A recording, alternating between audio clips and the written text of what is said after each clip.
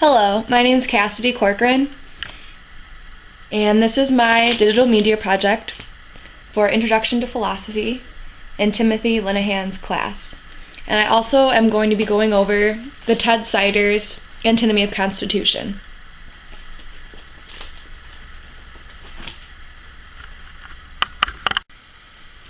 In this Antinomy of Constitution, we will be dealing with creation, survival, existence, and absurdity. The definitions for these: creation, in the case of the Sour Patch Kid, would be the person really does not create the elongated Sour Patch Kid. Or the Sour Patch Kid elongated did not exist before I sculpted it. Survival means that I do not destroy the Sour Patch Kid by forming it into an elongated Sour Patch Kid. Existence means that there really are such objects as Sour Patch Kids and elongated Sour Patch Kids. And the absurdity is that it is impossible for two different objects to share the same matter and spatial location at the same time. Spatial meaning space. The different viewpoints on the Antinomy of Constitution is the just matter theory, the takeover theory, cohabitation theory, nihilism, and the four-dimensionalism theory, which we will all be discussing today using the Sour Patch Kid as an example for each. For our first theory in the Antinomy of Constitution, we have the just matter theory. The just matter theory states that only pieces of matter exist. In this case, the Sour Patch Kid exists. The just matter theory also says that even when the Sour Patch Kid is dispersed into thousands of tiny little pieces like so, it will still be in fact a Sour Patch Kid. The just matter theory also states that long before the Sour Patch Kid was created, it was destined to be a Sour Patch Kid.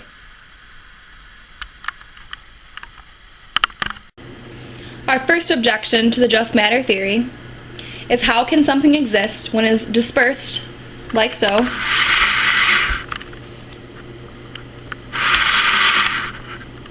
as one and the same?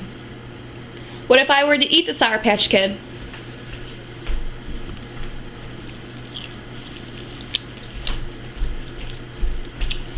Would it now come out of me dispersed? Or would its chemical properties have changed? Our second objection to the just matter theory is nihilism. When only pieces of matter exist, how could symbols exist? The next theory is the takeover theory. The takeover theory states that composite objects, such as a Sour Patch Kid, do exist, and can only be one kind of thing at a time. Therefore, the elongated Sour Patch Kid takes over the normal Sour Patch Kid.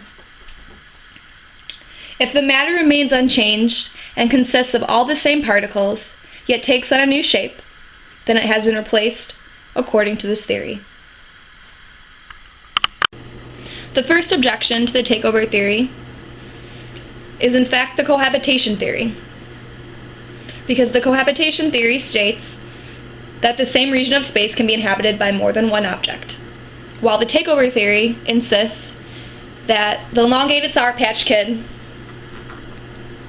takes over the normal regular Sour Patch Kid, like so. The second objection to the takeover theory is the fact that it is anthropocentric. Anthropocentric is the viewpoint that human beings are the central or most significant entities in the world. And this seems a little ridiculous considering we discussed God and contingent beings, contingent meaning necessary. For the cohabitation theory, we state that the same region of space can be inhabited by more than one object.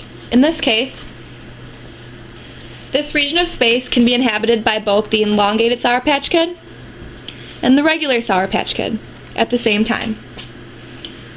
This theory also, noted, denies no cohabitation, which is the opposite of the cohabitation theory, meaning that the same region of space cannot be inhabited by more than one object. The first objection to the cohabitation theory is the idea the elongated Sour Patch Kid and the regular Sour Patch Kid are exactly alike physically. Then how can one take over the other by squashing it, or in this case, elongating it? The second objection to the cohabitation theory is a conflict with the concepts of parts versus whole. If nothing is more than its parts, then how can it be cohabitated in the same location at the same time? Our next theory is nihilism. Nihilism denies existence, meaning no such objects, as Sour Patch Kids in this case, exist as if it did in the just matter theory and the takeover theories. And it only accepts the existence of particles with no smaller parts, or we call these simples. In this case, we can imagine them being a lot smaller than these particles here, meaning they're very, very small. Smaller than any nucleus, filled with electrons, protons, and neutrons in an atom.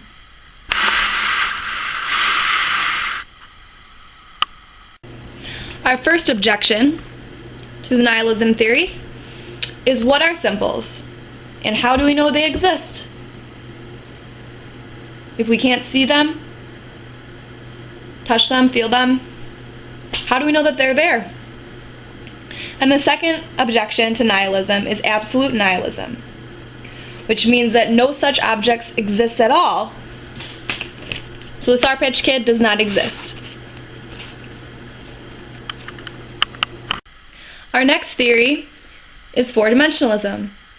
Four-dimensionalism states that each Sour Patch Kid has temporal parts, meaning time parts, and spatial parts. Spatial meaning the smallest possible particles of matter in a specific place. For this theory, both the Sour Patch Kid's spatial and time parts are connected, moving through space and time together as one. So, as I move the Sour Patch Kid across the table, there are hundreds of sequential space and time movements that are happening, like a camera set to continuously take pictures. No two ever will be in the same place at exactly the same time, because that specific time has now passed.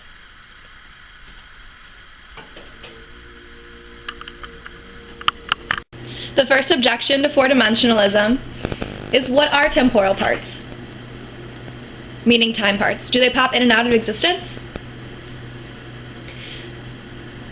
And our second objection to the four-dimensionalism theory is, time and space are related in physics, but still philosophers doubt that time is like space.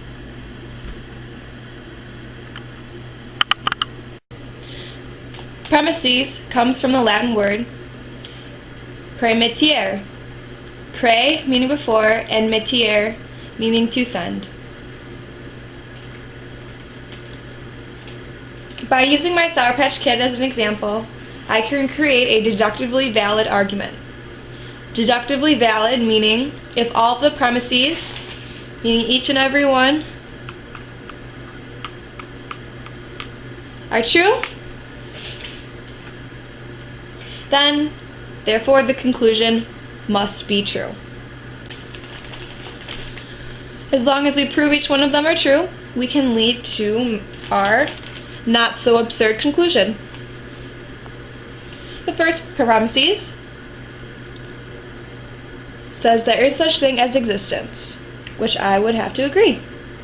So I will take that out for being true. Our second premises is survival. I would say yes. Our third premises in the Antinomy of Constitution, marked as being true, is creation, which means an elongated Sour Patch Kid comes into existence. So yes, that is true. The fourth premises is a logical inference based on the fact that existence, survival, and creation are all true. You take that as a yes. Our fifth premises is Leibniz's law. Leibniz's law states that if X and Y have different properties, an orange Sour Patch Kid and a yellow Sour Patch Kid, at the same time, then they do not equal each other. And we could say, yes, that is true. I'll take that one out. Our sixth premises is based off of the fact that the fourth premises and fifth premises are true, which were the logical inference of existence, survival, creation, and Leibniz's law.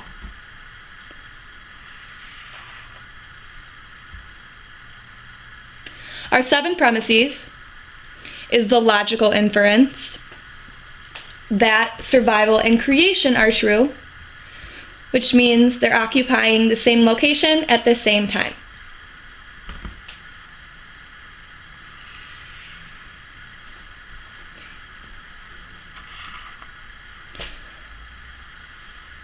Our eighth premises states that there is no cohabitation, that such an object could not occupy the same location at the same time, which we could also use logical inference to state as true. No cohabitation means that two objects never occupy the same location at the same time. The ninth premises is based off the fact that the seventh premises and the eighth premises are both true. To recap those, the seventh premises is the fact that survival and creation are true, that Leibniz's law is true, meaning X cannot equal Y. It also states that 9 is true, which was the logical inference that the statue equals the clay. But how can this be so? This is why we infer our logical inference for the 10th premises. After marking the 9th one as true, we can mark the 10th one as true, as being the fact, in an attempt to describe the metaphysics of this Antinomy of Constitution, metaphysics defined as an attempt to describe what there is, I can say that we have concluded our deductive argument with some valid points, and that both the elongated Sour Patch Kid and the regular Sour Patch Kid have the same properties. So we must reject all of these theories for our little Sour Patch Kid here, according to Cider, to resolve this antinomy. Because the sound reasoning isn't as sound as we thought, and the absurd conclusion is not so absurd.